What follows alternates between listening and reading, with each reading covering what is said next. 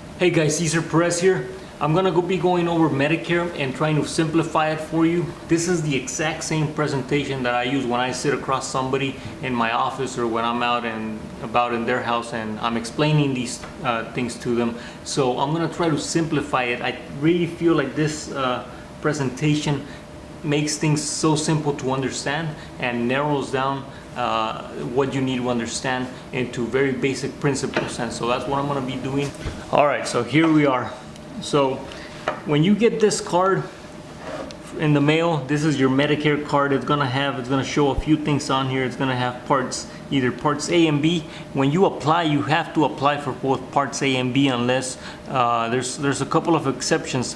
I'm not going to go into a lot of detail there here in this video, just to keep it simple. But let's say you get your card, you show part A and part B. It's gonna say for part A, hospital. For part B, it's gonna say medical. Now, let's say you just have this card and you have nothing else. You walk into a doctor's office, you have a surgery, whatever the case might be. So under part A, for part A, you will typically not pay a premium if you have worked for more than 40 quarters or 10 years. If you have worked your social security number for that amount of time, you won't pay a premium. But for part B, everybody pays a premium. And so if you have part B, your premium, the standard premium for 2019, so these numbers are going to be for 2019, is $135.50. The only exception to that is if you make more than a certain amount of money. But you know, anyone making under the limit is going to pay only the $135.50. Now, if you just have your Medicare card and you go into the hospital, which falls under Part A, you're going to pay. You have a deductible of $1,364 if you're in the hospital between 1 and 60 days. So if you're there for 1 day or up to 60 days, you're going to pay that $1,364 deductible. Now, there's after that you pay a co-payment per day. I'm not gonna get into that, but basics, you stay there 1 day or 60 days, that's what you pay.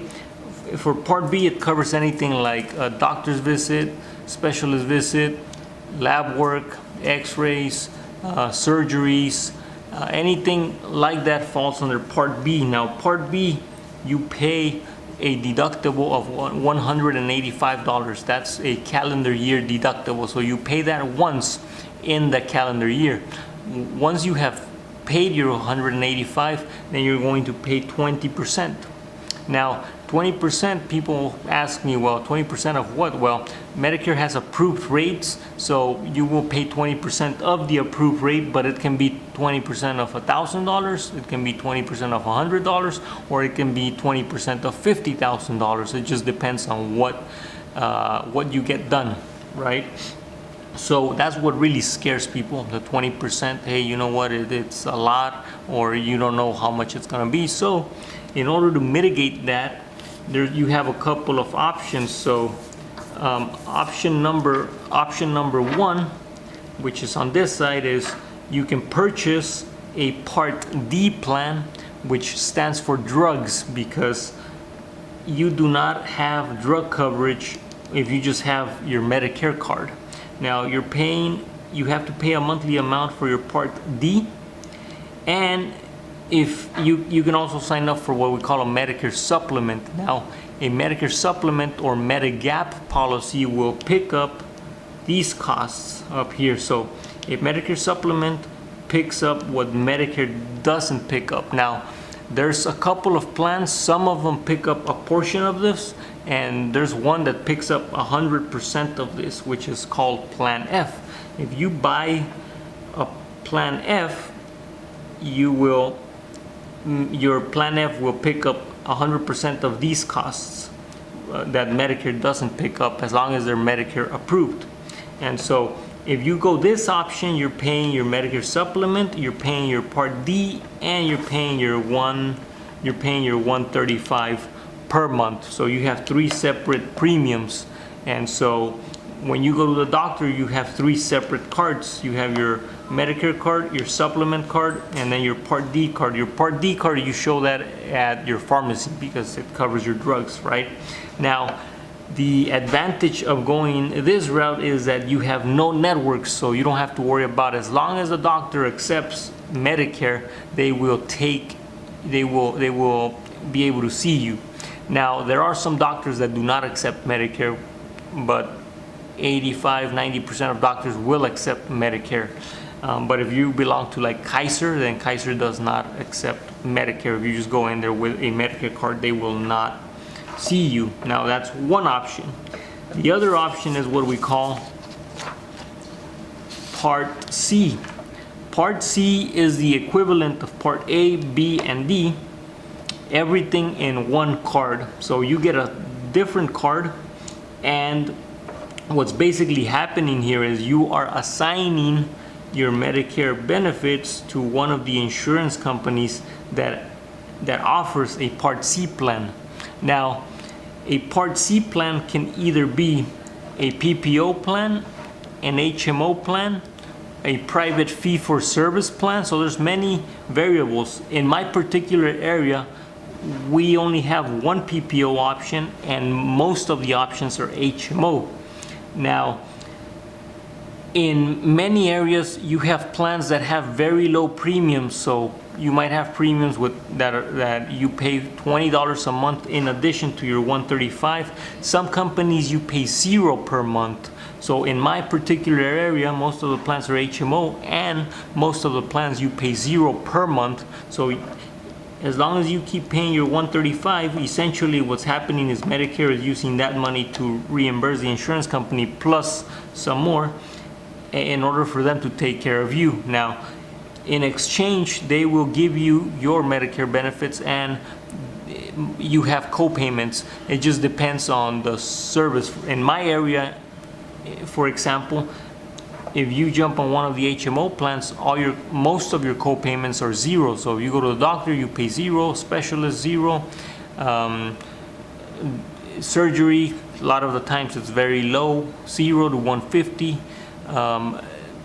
Hospitalization $0. So it just depends on which area, because the Part C plans depend on your service area, so your county, depending on your county and the state that you live in. So essentially, these are the two options that you can go with. You can either jump on a Medicare supplement or a Medigap policy, or you can go under Part C and jump on a Medicare Advantage plan, which might be a PPO, might be an HMO, might be a private fee-for-service plan. It just depends on what is available in your area. Now, many of the Part C plans include vision, dental, chiropractor, acupuncture, gym, and transportation. Those are additional benefits that are not included in that are not included with original Medicare. So these companies will offer different benefits in order to entice the members to join. Therefore, you're able to see, a certain group of providers, especially if you're in an HMO plan. You can only go into HMOs typically have a network, and in the network you have different providers. You must only go to those providers.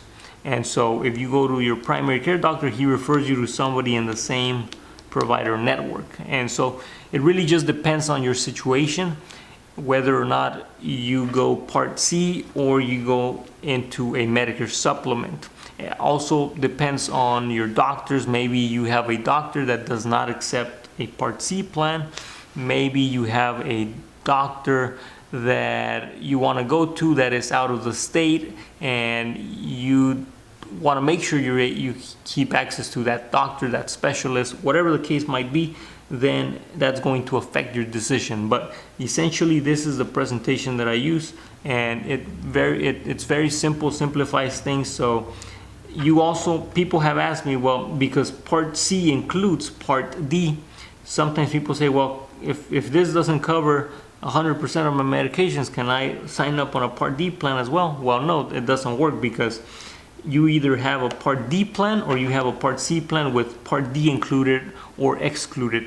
But if you have a Part C plan, if you enroll in a Part D plan, you will automatically be disenrolled from your Part C plan. The same thing would apply if you enroll in a Part C plan that includes Part D or doesn't, you will be disenrolled from your Part D plan.